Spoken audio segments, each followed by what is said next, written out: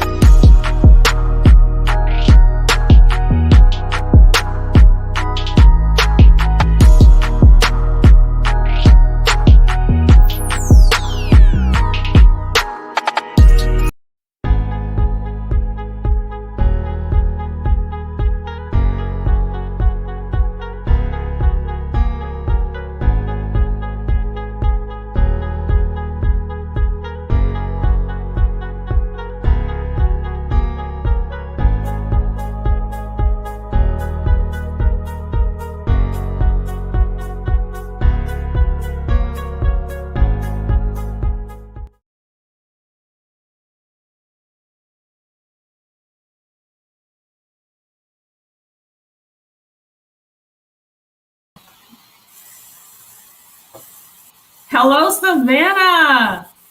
Welcome to Candidly, Kesha. Listen, we're going to jump right in here tonight. I have a lot to talk about. I want to first give you a recap of our last city council meeting. Some interesting things happened, some good things happened, and some questionable things happened.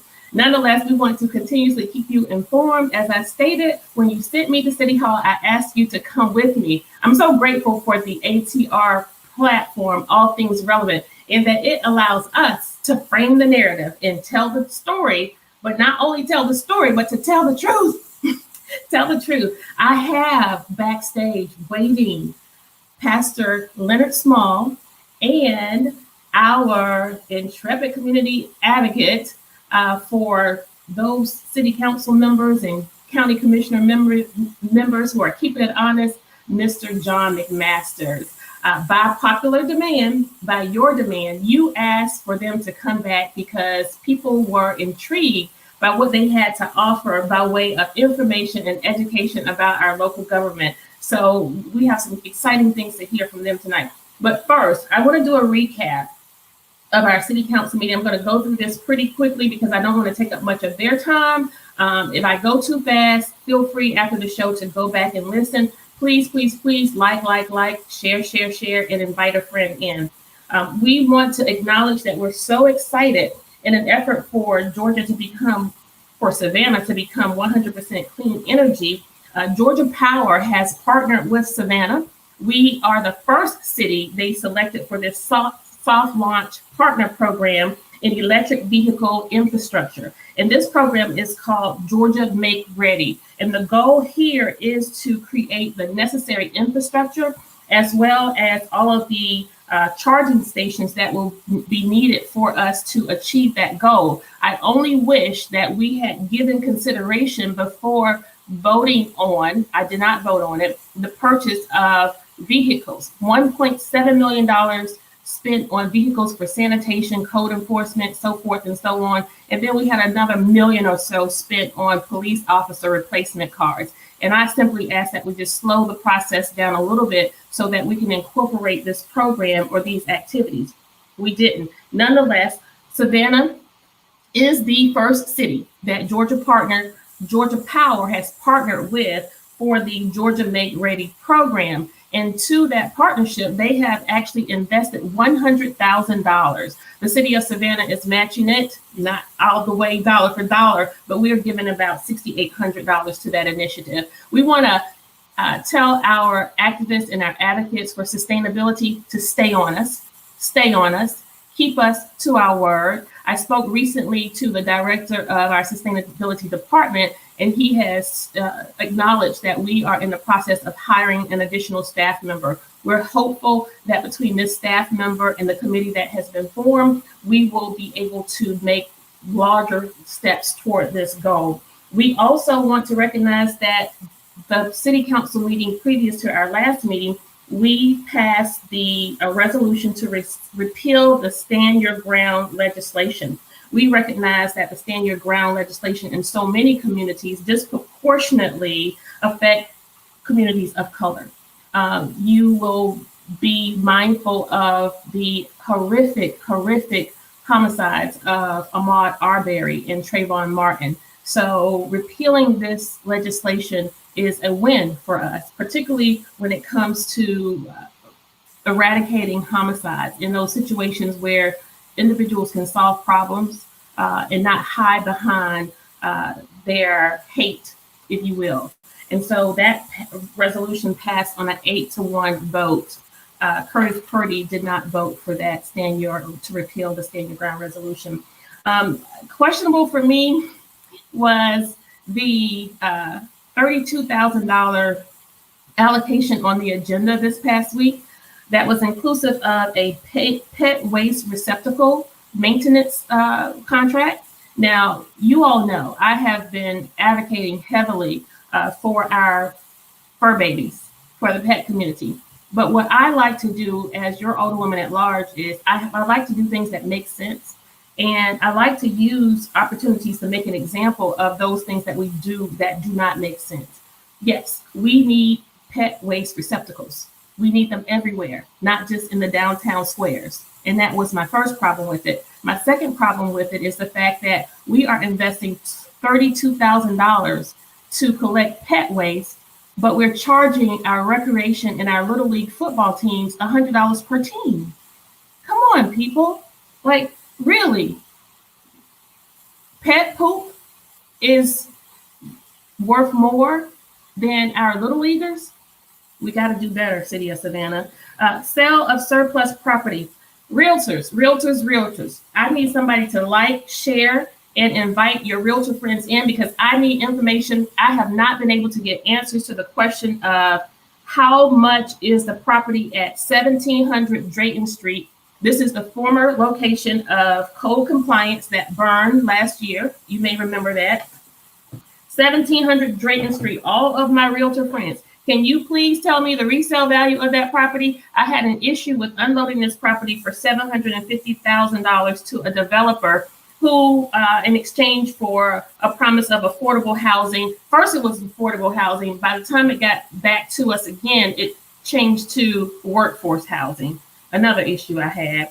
Nonetheless, the issue that I have with these developers is that we don't hold them to any particular standards when it comes to what the real investment is. We hear that they are going to invest in placement of these condos, apartments, or buildings, whatever you want to call them, but they throw 20 years out there like it's a lifetime, only to arrive at the 20 years and we see what has happened to our senior residents. We see what has happened to our vulnerable residents when at the end of that 20 years, it reverts back to a market exchange where it's now market rent, and it's closing those individuals who were in those low wage or affordable housing or income-based housing. It's causing them to be closed out.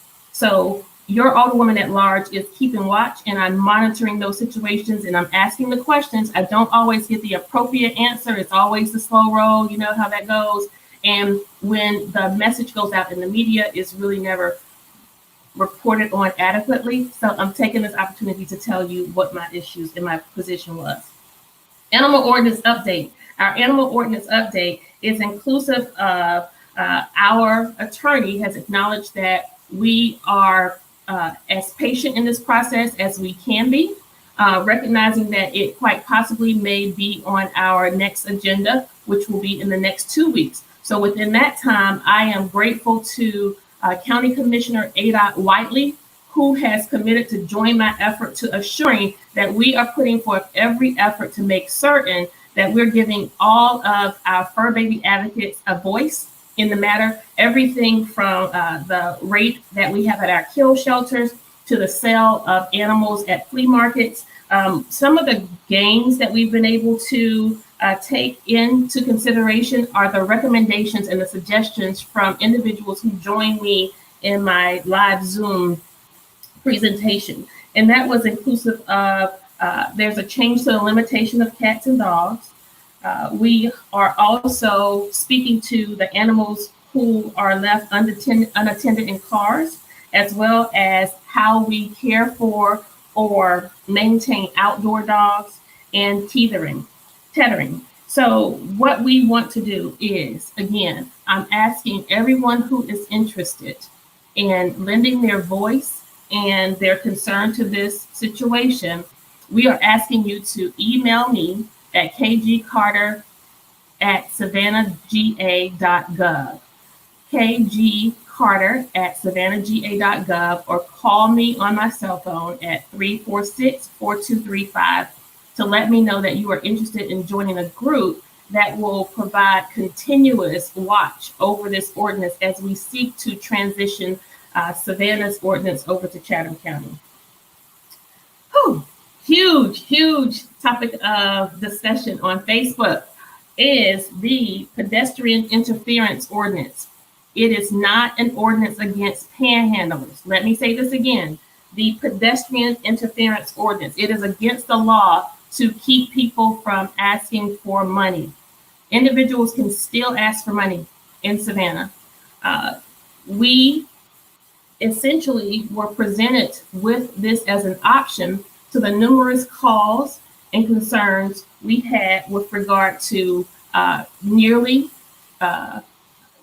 individuals who were nearly in accidents, as well as the data and the statistics that were presented that showed that there was an increase in pedestrian accidents as well as traffic accidents as a result of individuals being in the median.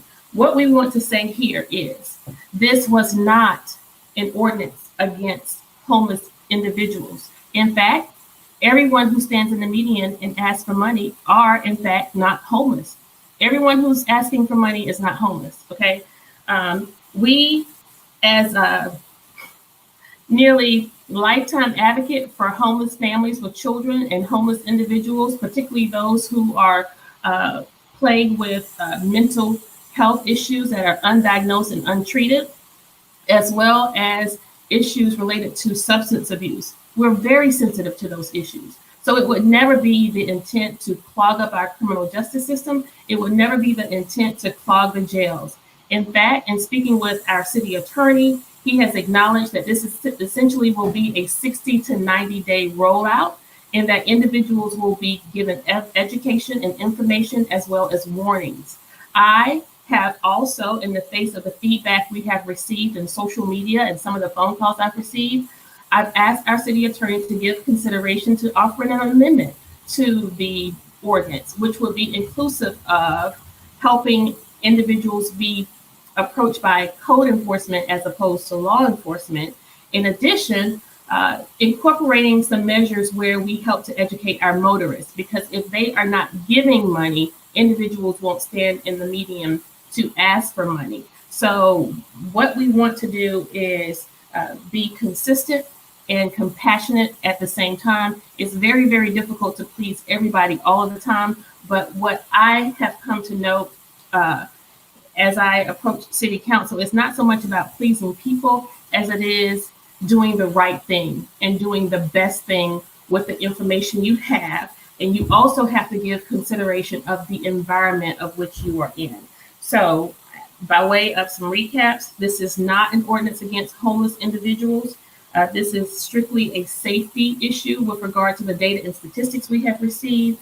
And individuals will not be arrested. We are having a 60 to 90 day, asking for a 60 to 90 day rollout, if you will. And I've also asked our city attorney, when it comes to big social issues like this or mandates and ordinances that we change, if we could have some type of a rollout publicly so that there's an information forum to help have individuals weigh in, because it seems like we just did this really quickly, but I promise you, this is something that our city attorney and the council have been talking about almost since our time on council. Treehouse. As everyone know, the Treehouse bar and nightclub downtown was up to have their license revoked as an individual was unfortunately lost his life there. And we want to pause and extend our condolences to the family whose relative was simply a visitor here in Savannah and lost his life. Again, these occurrences that are happening in real time are hard to tackle because our environment is changing. We have, as I stated last week, our city government has suffered because of the lack of leadership and continuity with city managers. City managers are individuals who essentially manage every department and every head of a department within our local government. It's that type of leadership that will foster cohesiveness among our organizations, as well as assure that everyone is on the right seat at the right time, in the right place, doing the right thing. And so because of some mitigating circumstances that were presented to us in good conscience, I could not vote to revoke this license.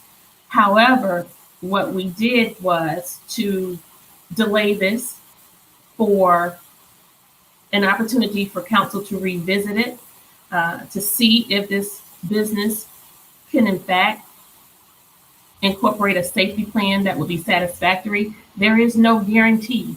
There was no decisions that this individual would have their license reinstated. To date, they are still suspended.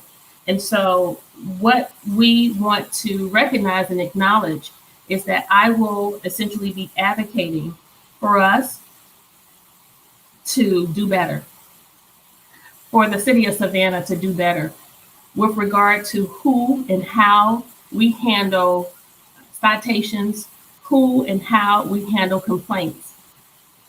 Just because you are a certain person in a certain area does not mean you get away with certain things and others are harassed. We met with several businesses and bar owners on the south side who essentially complained about the increased number of citations or issues that they had with the city of Savannah, only to arrive at this situation with Treehouse and see that they had a number as well, but did not have nearly the citations. So what we want to do is we want to be fair with everybody. It doesn't matter what side of town you're on. It doesn't matter what your race is. It doesn't matter what your demographic is. We have to do the right thing across the board. And that's what I will be advocating for. I promised the restaurants and the bar owners on the south side, and I asked that this restaurant owner downtown, this bar and restaurant owner downtown, no, it's not a restaurant, it's just a bar and nightclub, not take the grace that he was extended and the liberality that was extended to him that has not been extended to others for granted. And we don't want it next time. We want to make sure that we're sending a message in Savannah where if a person dies in your establishment, that does not mean nothing will happen. This served as a teachable moment for our entire police department. This is a teachable moment for our entire ABC staff, alcohol beverage control. Now, the good stuff. Look, now you guys know my background is essentially in nonprofit leadership and management, of which I have done for 2+ decades in Savannah. I'm not going to go through all of what I've done and where I've been, but what I will do is I will tell you that we have a problem. We have a problem when in a pandemic, and I want you to know that in my advocacy, in my push and my pressing for change, it fell on deaf ears. Mind you, I am among the minority on council. In minority, I don't mean by way of my race, and I don't mean by way of my gender. Minority, I mean by way of my vote. And what we have to recognize is we have to get over this whole notion of people of color or people of a certain hue being for you. Because guess what? It's simply not the case. Okay? So the issue I looked at these allocations in our budget that was adopted for 2021, which I did not vote for. And this is the primary reason why I didn't vote for it, because of the disparity that exists within the allocations among our nonprofit agencies who undergird the worst hurt that our citizens experience, from seniors who are nutrition insecure to youth and adults who are molested and raped, to our children who are in our runaway shelters and our shelters for abused and adopted abused children. So 15 agencies in Savannah received $833,000. 15 agencies, 38 programs to include lectures, concerts, festivals, and museums. Listen to me. 38 programs to include festivals, lectures, concerts, and museums. $680,000. $833,000 for nonprofit agencies who undergird the worst hurt. $680,000 for festivals, lectures, concerts, and museums. This would be bad, in my opinion, if we were not in a pandemic. But because we are in a pandemic, there is no way in the world anyone who needs anything that I'm fighting for is going to think that it's okay for the Black Heritage Festival in a pandemic to receive the almost same allocation that they received last year, $72,000+ $72,000 for a virtual festival. What do I have against the Black Heritage Festival? Nothing. I'm Black. I have nothing against the Black Heritage Festival. But as an alderwoman at large for the city of Savannah, whose poverty rate is almost more than twice the national average, almost 3 times, yeah, I got a problem with that. And the Savannah Music Festival, $85,000. We are shutting down buildings, parks, and community areas left and right, saying no, no, no, because of the pandemic, because of social and physical distancing requirements. $85,000 for Savannah Music Festival. Book Festival, okay, $77,000. Jazz Festival, $68,000. Philharmonic, $79,000. Telfair for tours and museums. When you hear about that free museum day, please take your children, take them, because we're paying $84,000 for it. Now, in the disparity, y'all, I mean, you have organizations and agencies. When you have the West Broad YMCA who requested $40,000, they get 10, but then you have Savannah Country Day, they receive $13,000. Are you going to tell me that arts programs are more important than your SANE services for rape services? $10,000, $15,000 in arts program? Loop it up, Molly. You know I love you to pieces. Receives $49,000. Savannah Youth City, I think, is a fairly new program. Receives $18,000. Is that I can't think of your name right now. Forgive me. It'll come to me. $18,000. But Greenbrier barely 20, an organization that's been around for decades serving our children. And it's just more and more of these inconsistencies like this. We cannot. Creative Coast, $35,000 to host events focused on mentoring, networking, and education and business incubation. Y'all call Creative Coast if your business need incubating, if you need to incubate a business. It's just, and why in the world are we giving the Small Business Assistance Corporation $21,000 when they made that huge debacle with the CARES Act funds where only 2 African-American businesses got money? What are we giving them money for? Frank Colleen Boys Club. I think anybody and their mama would agree that they deserve more than $24,000. And so I also requested that we look at purchasing units from these organizations so that the city of Savannah can attest to what we actually need. And that way you're taking the politics out of it. Because for some of you who know what I'm talking about, when you see some of these applications and you hear some of these names, you know that it's all about politics. And it's all about who's in good with whatever politician. Park Place Outreach, Julie, I think Nick Palumbo was advocating for you to get more than $5,000. I think your shelter does need more than $5,000, and you probably got it because privilege was given to the council members who actually voted for the budget. So I didn't vote for it. We're still working on mine. EOA requested $125,000 and they received $19,000. It's just ridiculous. And I'm going to keep calling this out. No, it wasn't. No. Our arts program in Savannah Youth City received $49,000 for the arts program in yoga, but for rape services, $5,000. Come on, people. Come on. Yeah, and that was the place where I was terminated. But guess what? It's not about me. It's not about the act that people did to me. It's about the fact that citizens in this city, whether I'm there or not, they still need these services, and that organization still needs support. Listen, I'm gonna get on to my guests. I can post this stuff and talk to y'all about it later. In American Second Harvest, the organization who has undergirded almost everybody during the whole pandemic, Lord have mercy, they definitely deserve more than what they got. But anyway, y'all, Pastor, y'all come on in and rescue me here. Go. Listen, we talked a lot last week about education and information that individuals could use. We talked about the importance as we go through this election season, the fact that we need people to engage and pay attention. And it's so much that folks just don't know and don't understand.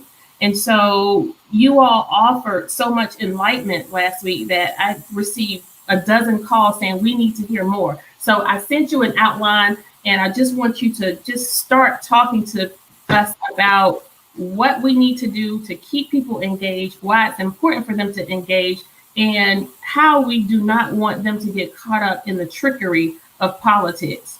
Go for it. I'm going to be quiet because I'm just kind of riled up right now. Okay. Evening, Kesha. Evening, Pastor Small. Thanks so much for having me, and I commend you on the consistency and the value of your show and the ATR effort. So I just wanted to get that out of the way. Listening to your recap of City Council, I made some notes here. You're short on a lot of areas. A lot of nonprofits aren't getting enough.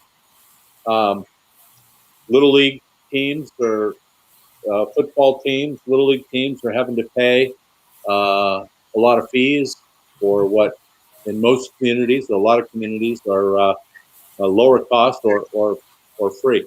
I don't think the city of Savannah really has a revenue problem per se. No, we don't. But it's interesting that in the height of the Eddie DeLoach administration, they wanted to. They said there was a $16 million budget deficit, yet their solution was a fire fee. This was probably the zenith point in the market, in stocks and the economy at large, and yet the city had a shortage. Mm-hmm. We just go through a whole year of COVID with all the impacts in revenue and sales tax, uh, in property tax values not jumping up a whole lot. Um, I I don't understand why in a really difficult COVID economy, you guys have plenty of money, yet you don't have enough money for the things that we think are priority. So this is an administrative allocation problem. It's not a money problem. Uh, it is the will of the council Right. to set the budget and set policy, and it is your staff and your city manager's job to execute your policy and budgetary uh, objectives. But it seems like uh, not your side, but the other side of the aisle is just totally content to let staff tell you there isn't enough money. I I find that hard to believe, given how much money there is. Well, here's my difficulty. Because I do follow numbers and money, and I realized why they wanted to raise 49 additional $1 million by taking the fire money out of the regular taxes and then charge an extra fee for that.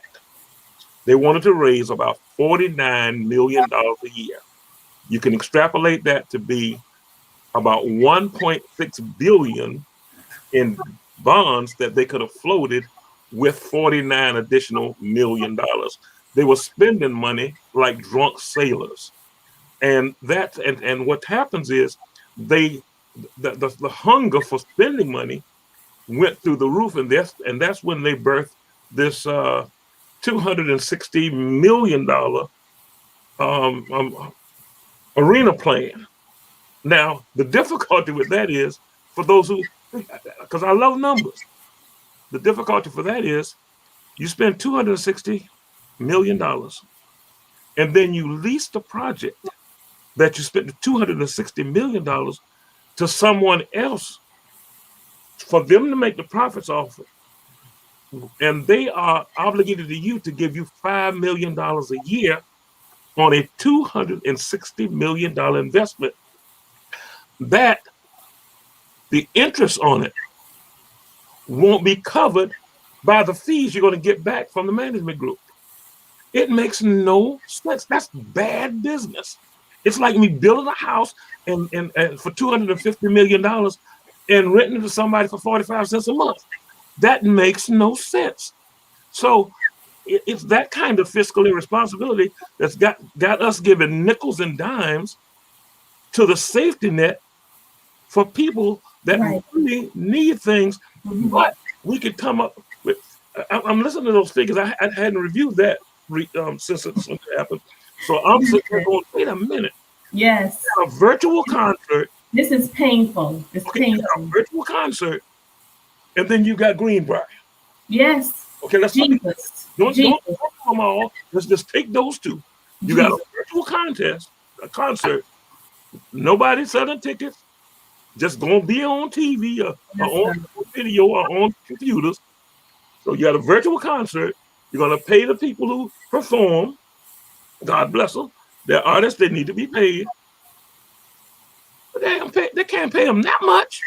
And the response to me when I questioned the fact that we were providing this funding at this level, why, when it's virtual, the mayor stated that the performers were still going to perform.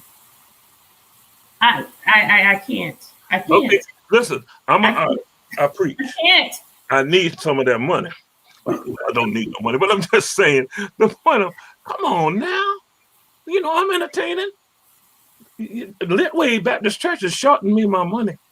The way this thing is going, the way this is, come on. Listen, you're hustling backwards.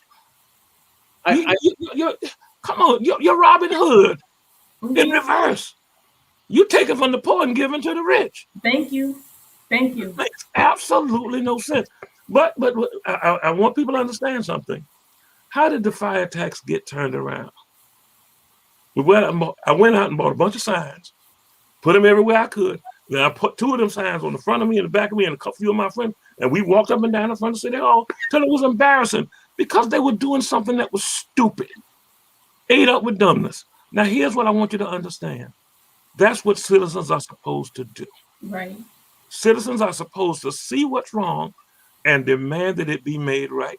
Right. And you got to keep your eye on the money because you got to know now. Watch this.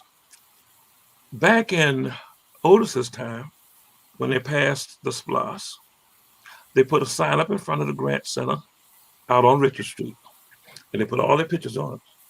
Then Edna got elected. They changed the sign and put all the pictures on it, Edna and her group. And then Deloach got elected. They changed the sign. They put his face and all his group on there. I know my face is on some stuff that I had nothing to do with. I was like, I don't know about that project. Wait a minute now. Van Johnson was the alderman for West Savannah this whole time. And then this time he got elected. They ain't even bothered to lie to us. They didn't even change the pictures on the sign. Kesha, your picture ain't up. Yes, stuff I don't even know what it is. Like, they have not changed a doorknob. Listen, I don't need anyone to make up credit. I don't need credit for anything I haven't done. I'm not here for credit. So, and I want you to understand something, and I want everybody to understand this. When you see Kesha, Alicia, Renetta, and Estella up there looking like they're out of control and then not cooperating, it's because they need to be out of control and not cooperating because of what's going down. I want you to think about this. We're 14 months in to this current administration, and I'm telling you, 55% of the population has been woefully neglected. That's the African American community. Now, y'all can talk about minorities. We're not the minority in Savannah. We're actually the majority. So I don't even call it that for me no more. Secondly, I'm not interested in all these MDBs, RFKs, and DUBs, BEDs, and all that. I don't care about all that. I'm telling you an honest to the truth, because what's been woefully neglected is Black businesses, Black causes, Black circumstances. And I'm not saying that because I want to be racist. I'm saying that because if we really are going to fix Savannah, we've got to fix it from the bottom up. We've got to lift all the boats. Right. Okay, with every city around us, Charleston, Augusta, Macon, Jacksonville, go out a little bit further, Columbia, Columbus, Georgia, Athens, all of them have Black populations, and all of them have more Blacks per capita in business than we do. How can that be? Mm-hmm. And particularly at this point when we have 7 supposed to be Blacks, I said it like a minute, on council, and they came to the Black community to get elected and made promises. And I'm not saying, listen, John, you know how I am. I always try to be as fair as a human being could be. But this thing is getting to me because we've always been neglected, but now we are woefully neglected. And one of the things John stated earlier was political will. And we have a tendency to highlight those deficiencies where race is concerned because that's all we're left with. But I want to also, in tandem to that, acknowledge that we have a percentage of white people who are struggling and in poverty in our community, right, as well as Hispanics who are truly ignored. But as you stated, when you raise the least of these, I don't think any other demographic is dying on the streets of Savannah like African American Black men. Right. And there is a correlation between economics and crime and homicide. And so when we get this part right, then we can have some semblance of helping us all be okay. John, yes, tell me, we talked a lot. You were sort of on the front lines of following us through our visioning session when we came up with all of these lofty ideas. I was so excited and so happy. I was like a kid in a candy store. In addition, you followed us through this whole rules package stuff. But in my talks, in my initial encounters with you when I first started, no, it was toward the end of my campaign, actually, when we started to talk more about policy initiatives, we talked about some of these progressive things that was consistent with how we can generate more dollars and how we can essentially acknowledge that the winners can no longer take all, that we had to share. What does that sharing look like? But further, give us some comparisons. You've done some research here. Well, there's two components to this, Kesha. One is a macro philosophical dilemma, which on one side has individualism as the holy grail, and on the other side is collectivism or community, and that's more altruistic and shared thinking and consciousness. This goes back 235 years to the founding of the United States with the Federalists, Alexander Hamilton, George Washington, who believed in a strong, active government that looked at the collectiveness of our nation and our people. Then you had people like Thomas Jefferson and Monroe that really were, for lack of better words, limited federal interference, more states' rights motivated and driven. So anyway, that's Savannah has been this individualistic operation, but now with the revolution of the election that you came into office on, now we're hearing a lot of rhetoric about a bigger table. Mm-hmm. We're hearing how much we've done and are going to do for the collectiveness as opposed to the individualistic side of the equation. But it's not happening. It's not happening fast enough. I'm gonna be hopeful for the next 3 years, but there are signs and things that tell me this is all window dressing and rhetoric and not substantive. Now, on the micro level, if Eric can put up the slide, if it's available, on impact fees, I will point something out to you. One of the best practices throughout the country, and particularly in the state of Georgia, is the use of an impact fee. That's a one-time charge on any new construction. The purpose of it is to offset the cost to your existing population. That's everyone that's already here.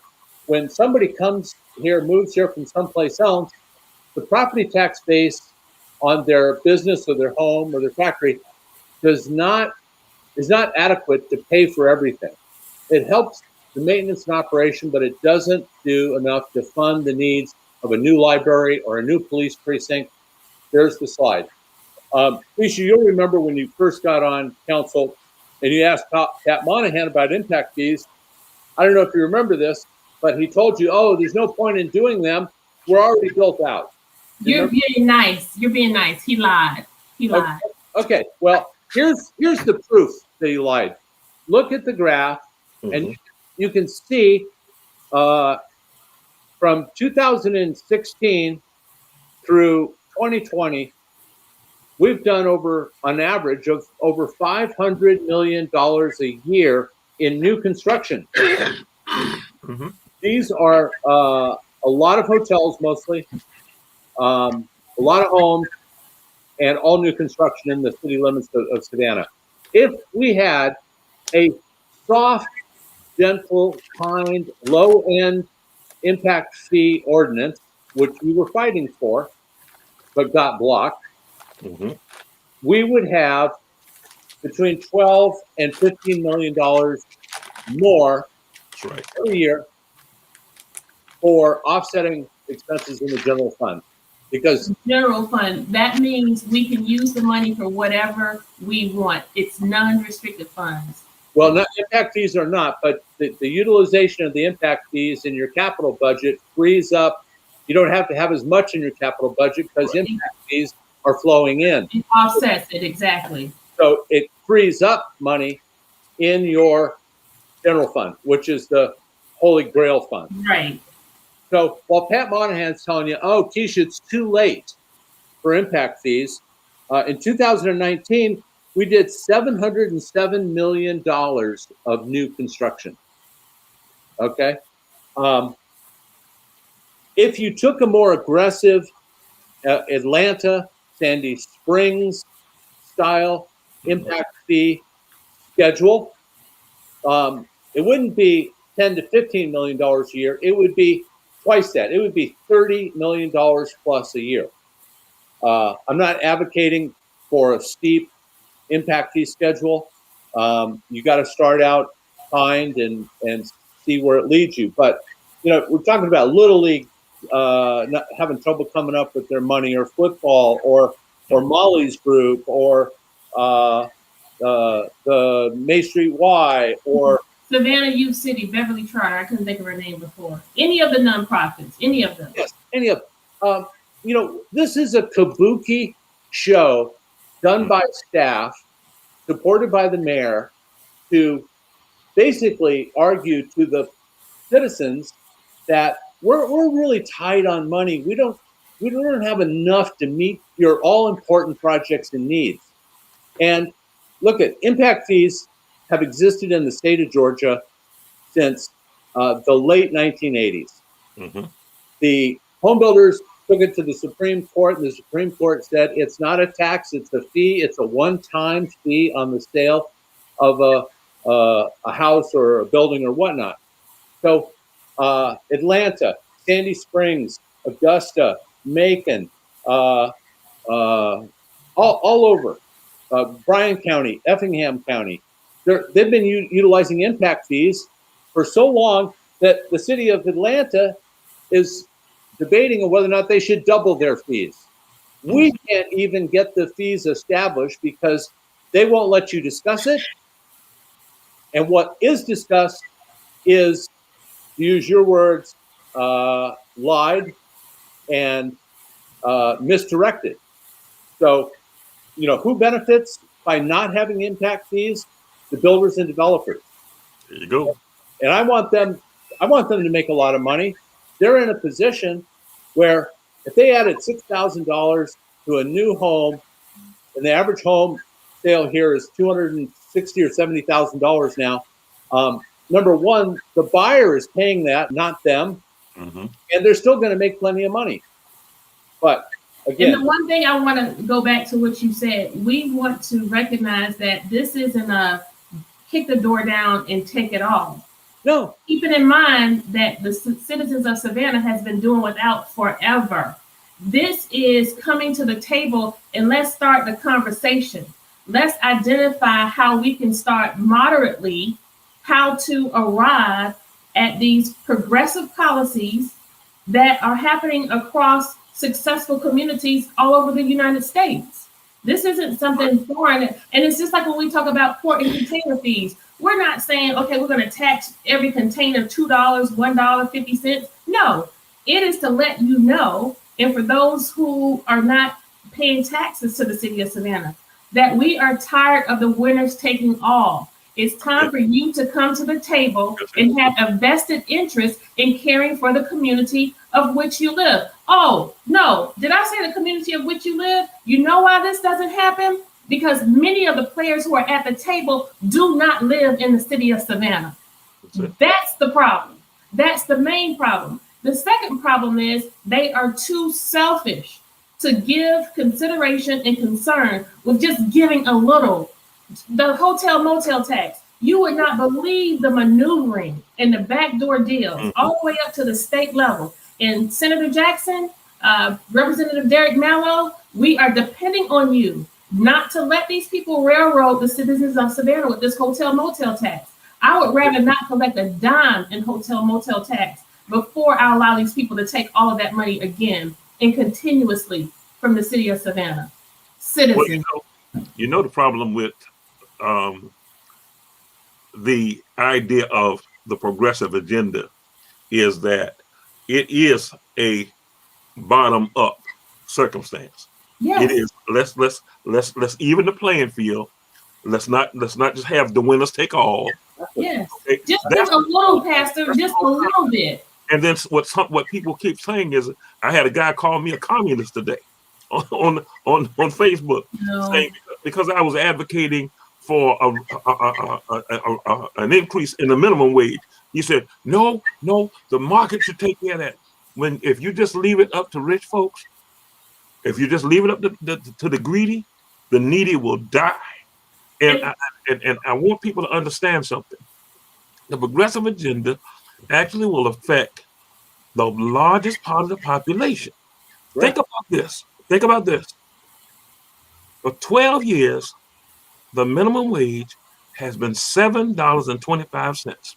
That's a take home for 40 hours of work for $290 a week. Plus, when you take out your Social Security, which people keep calling an entitlement, it's not an entitlement, you paid for it. But when they take out the Social Security and other taxes, that person brings home about $250. 4 times that for 4 weeks, that's $1,000 in a month.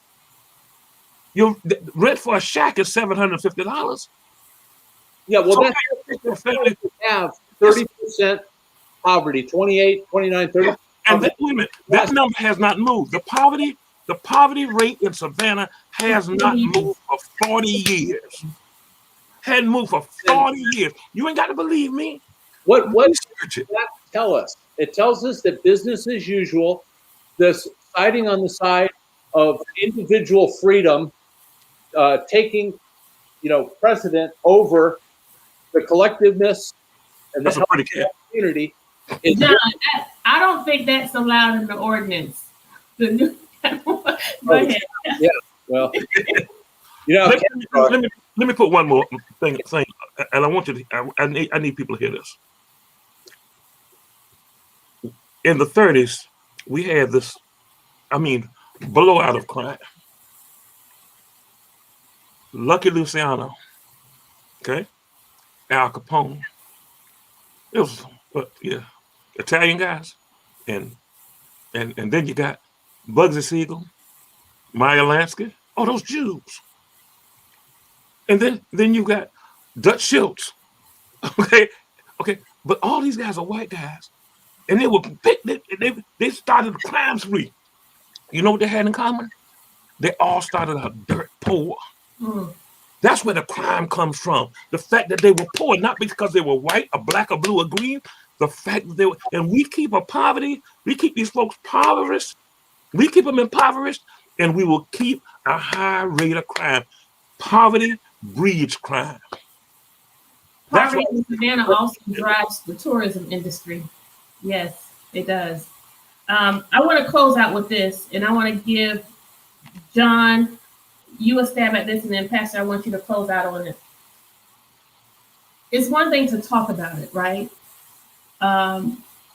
We talked about and we fussed a lot about what happened with the CARES Act funding, and that the Savannah's SBA allocated 50 businesses up to $50,000, and out of the $1.2 million, only 2 African-American owned businesses received money. And then that was where this whole notion of the Kwanzaa crawl and the Kwanzaa crawl, subsequent Kwanzaa crawl continues came about. It's not to say don't patronize any other business. I go to Bar Food. I go to Five Spot. That's my neighborhood spots. I frequent, what's the Cuban restaurant? Rancho Alegre. I go everywhere. I eat out a lot because I'm never home. Kwanzaa Crawl was to offer an infusion of resources in the African-American restaurants. One, because they were disproportionately represented, but 2, as I started to identify those restaurants, I found that of the nearly 530 that are here in Savannah, 530 plus restaurants in Savannah, less than 10%, maybe 5%, I would say 7% are owned by African Americans. African Americans work in every single kitchen, almost, at least 98% of them in Savannah, from dishwashers to head chefs. why aren't they, and why can't they own them? And so in large part it's sustainability and opportunity, and that's too much to go into. But anyway, the Kwanzaa crawl has continued, and we are working to infuse dollars and have individuals come and share with these restaurants on a weekly basis. And we want everybody to come, all citizens of Savannah to come. Individuals who benefit from St. Patrick's Day boast of raising at least 80% of their revenue for an entire year. And we want this Kwanzaa crawl to have the same impact on these African American businesses. That said, what happened? I couldn't fuss about it anymore with the CARES Act, so I did something about it, and that's what we did. Amen. We can't keep fussing about this. What? We're going to talk about what we can do about it, but John, I want you to tell me what happened, because we all ran against status quo. We all ran against construction and big business and all that good stuff. Tell me what happened, and then Pastor, you tell me what happened, and then tell me what we can do about it. Okay, I'll tell you that 4 of you have been very honest and truthful to your campaigns and your promises to represent the citizens of this city in terms of finding better policy and doing all the things you're doing. Unfortunately, 3 people defected that were with you and are now silent and inert and unwilling to do what they committed to do. Thusly, I think I hope you guys just hold on to where you are and keep doing what you're doing, because a great election is going to come, and the citizens of Savannah are going to side with those that have been faithful, true, and honest to their commitments, their ideas, and their constituents. The others will not. Well, here's the difficulty for me. Even today, even this day, I had a preacher call me because he was just frustrated. And he gave me the down the country about me telling him to vote for people he did not know.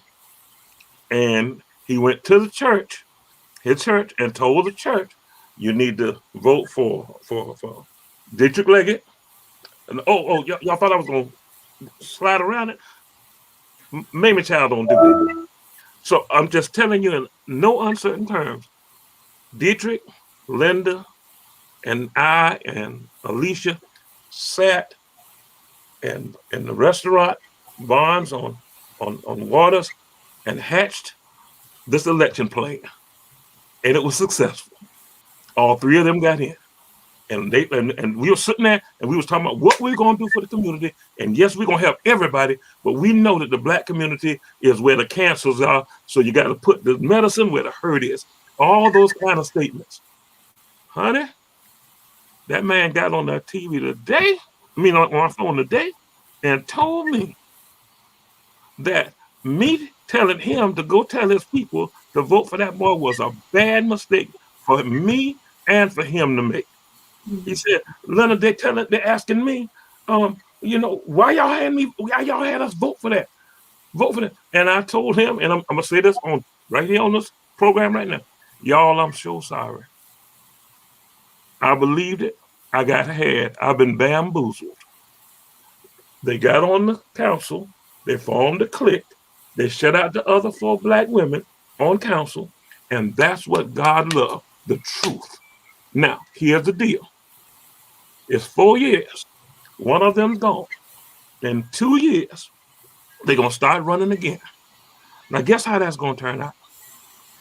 Because if I live, and I just almost died the other day, last July, they gave me a brand new liver just in time. Now, me and my liver going to live a while, and we're going to jump up come next election season. We're not going away. That's right. Julius was there also. I'm always going to tell y'all what God loves. I'm going to always tell you the truth. These people bamboozled me. They tricked me. I didn't know they was going to go on council and form a clique. I understood that, listen, you got to help everybody. You can't be just for the Black community. But I hate people when they say, well, I'm going with Black folks. Now, excuse me, John, I hate people when they just say, we can't just help black folks. We got to help everybody and don't help the black folks at all. That's where the problem is. And I'm telling you, that's not a progressive position. The progressive position is that we're going to be fair and just, and we're going to put the medicine where the hurt is. And in the impoverished communities, that's where the hurt is. That's where the hurt is. Listen, don't even think you got a plan to put 1,500 affordable housings where you've already put 700 right next door to it. And now you're going to put that on the fairgrounds. You don't care about us. And they will vote to get that done in spite of the fact that the whole community said, no, don't do that to us. Just like the Salvation Army, same thing. The whole community said, don't do that to us. Please don't do that to us. You came to us for your votes. You was in black communities. You came to every black person's church. And the fairgrounds. Let's not leave that one out. Okay. And I'm telling you, if you all do what you're planning to do to that community, to the Fowler Park community, you ain't gonna be able to get elected to be dog catcher, and you could take it to the bank. If Leonard Small tell you something, if I tell you that a puppy can pull a freight train, hook him up. Listen, and you know what I want to do is I always want to offer a little glimmer of hope, because I would imagine someone is probably saying the same thing about me. You told us to vote for Kesha. You told me that she was going to do this, that, and the third. You did what I told you. You did what you promised. You know, to my credit, the rules changed. We didn't get a chance to talk about the rules too much tonight, but the carpet was flipped from under us, and we're going to continuously hit that nail home. And I want you to also, from your perspective shows, I want you to continuously educate the people and let them know what's really going on behind the scenes that is precluding us from approaching these progressive policies, albeit aggressive. We can't even get it introduced without a vote of 5.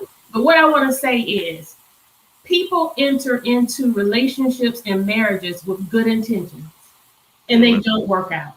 So, Pastor, don't take it personally, because you invested time, effort, energy, and your financial resources, I may add, into all of us.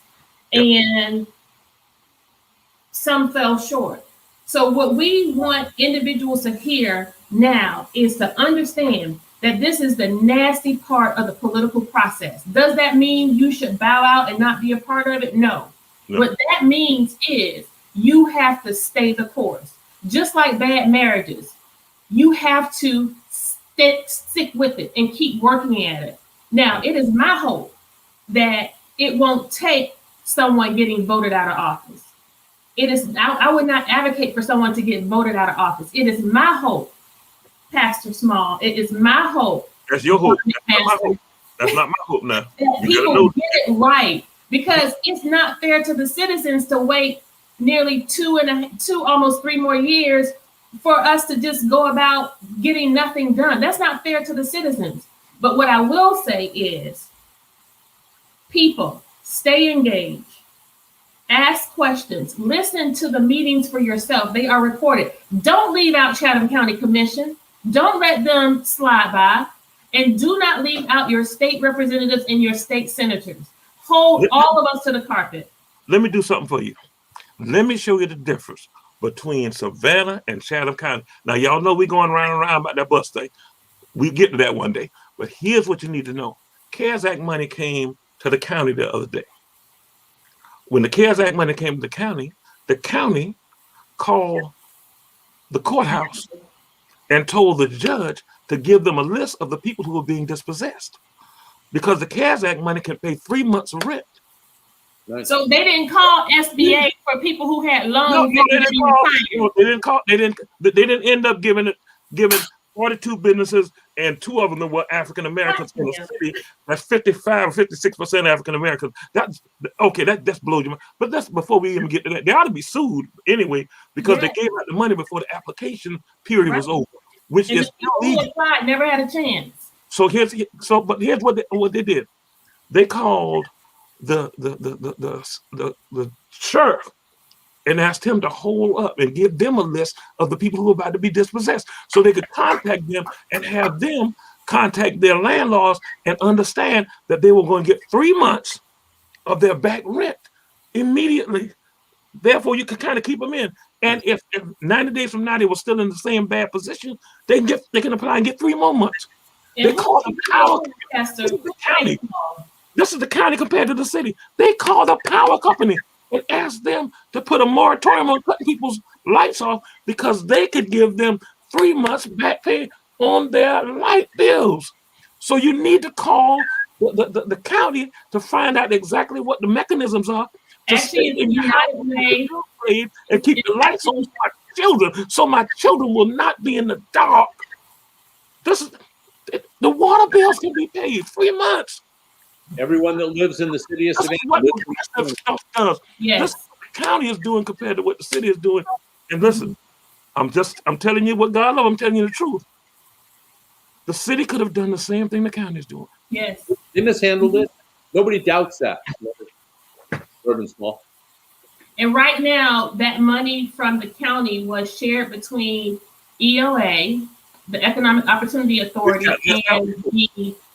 and the United Way. So they could call if they are experiencing situations outside of the courts and outside of those pieces that are in the hands of the magistrate court, as well as individuals who may be facing evictions.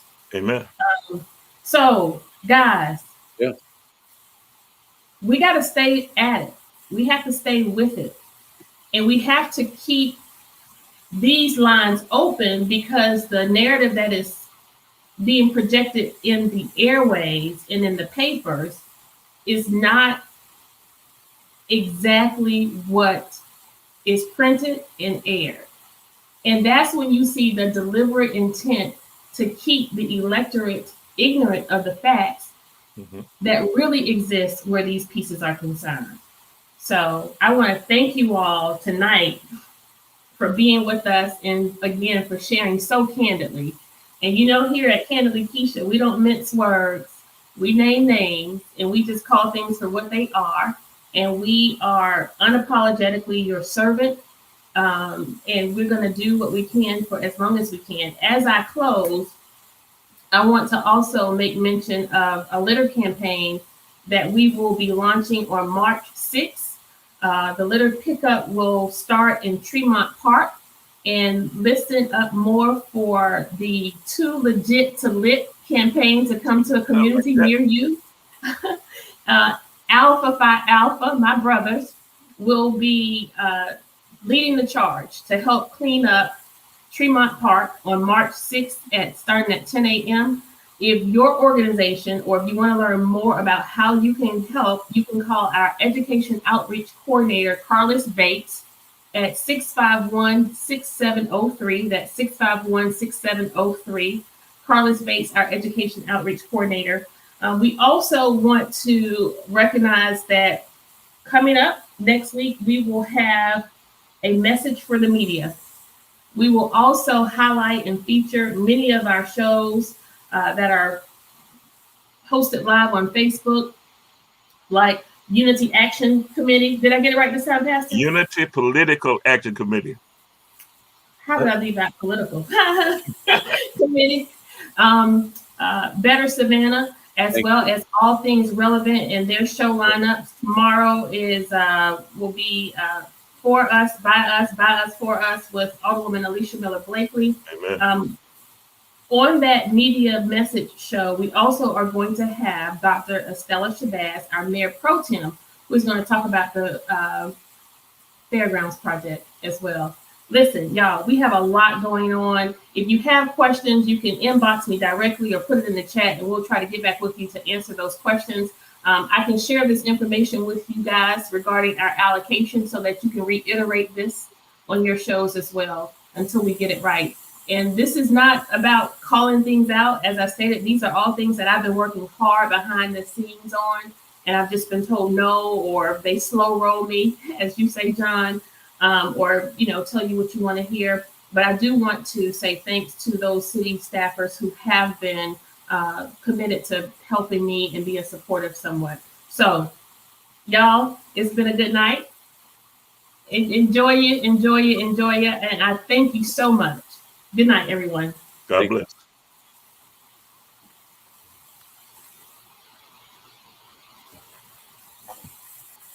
Great show. It's unfortunate, but we're going to get there. We are going to get